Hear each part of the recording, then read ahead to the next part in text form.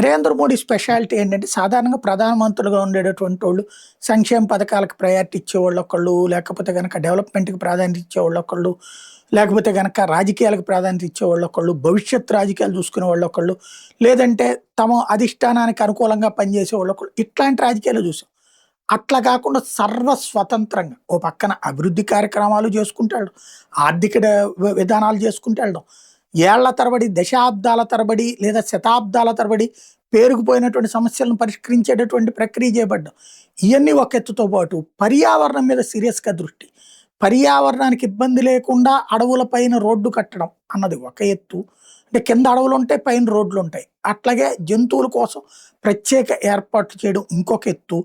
Even ఈశాన్య రాష్ట్రాల లాంటి ప్రాంతాల్లో కూడా మౌలిక వసతులు మరొక ఎత్తు. ఇవన్నీ కాకుండా అడవుల పెంచడం. మోడీ హయాంలో అడవులు దాదాపు 20% పెరిగినాయి.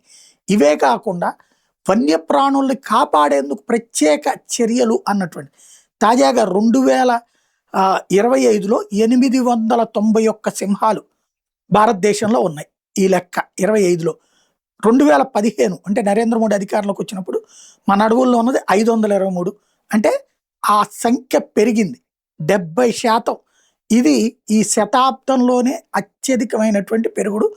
ప్రపంచంలో హైయెస్ట్ అన్నమాట ఇది.